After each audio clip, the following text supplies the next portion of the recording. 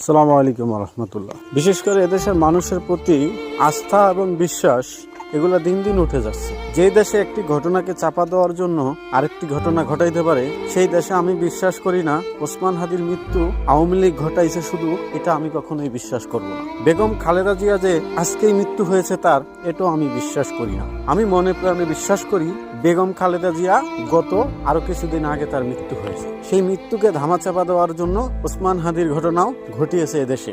সেই ওসমান হাদির ঘটনাকে ধামাচাপা দেওয়ার জন্য তারেক রহমান দেশে এসেছে। সেই ঘটনাকে ধামাচাপা দেওয়ার জন্য এই নমিনেশন বিক্রি শেষ হয়ে গেল। নমিনেশন জমা দেওয়ার তারিখ গতকালকে 5টায় শেষ হয়ে গেছে। গতকালকে নমিনেশন বিক্রি বা নমিনেশন জমা দেওয়া শেষ হয়ে গেল, কেন তার পরের দিনই কেন ডিক্লেয়ার দিতে হবে বেগম খালেদা জিয়া আর নেই? মানেটা কি? এখানে তো আমার মনে হচ্ছে এখানে বহুত বড় একটা চাল খেলা হচ্ছে। ওসমান হাদি বলেন, তারেক রহমান দেশে আসা বলেন, বেগম খালেদা জিয়ার মৃত্যুর ঘোষণা আজকেই দিতে হলো।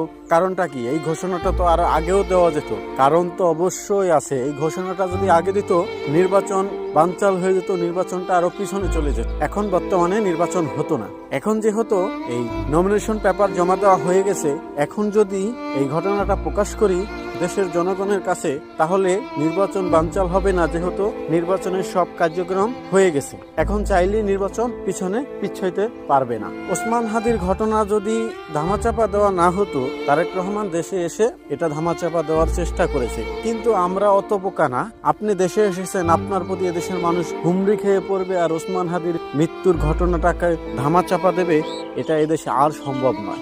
এটা হাসিনার খেলা ছিল। হাসিনা দীর্ঘ 16 বছর এই খেলাটাই খেলে আসছে। বিশাল বড় একটা ঝামেলা হইতো, একটা ঘটনা ঘটতো, সেই ঘটনাকে ধামাচাপা দেওয়ার জন্য নতুন করে আরেকটা ঘটনা ঘটাইতো। দেখেন, বিশেষ করে 2023 সালে 14ই আগস্ট রাত্রে আল্লামা সাঈদীকে দুনিয়া থেকে বিদায় করে দেওয়া হলো। কারণ 15 তারিখে ছিল 15ই আগস্ট তার বাপের মৃত্যুবার্ষিকী। ওই ঘটনা দিয়ে এই ঘটনাকে ধামাচাপা দেওয়ার জন্য এই ঘটনাটা ঘটাইছে। কিন্তু এর আগে পরে যদি এই ঘটনাটা ঘটাইতো, তখন দেখতেন পুরো বাংলাদেশ গরম হয়ে যেত। সেই গরমটা হতে দেয় না এই ঘটনাটা ঘটাইয়া। তো সেম অবস্থা চলতেছে বাংলাদেশে এখন পর্যন্ত।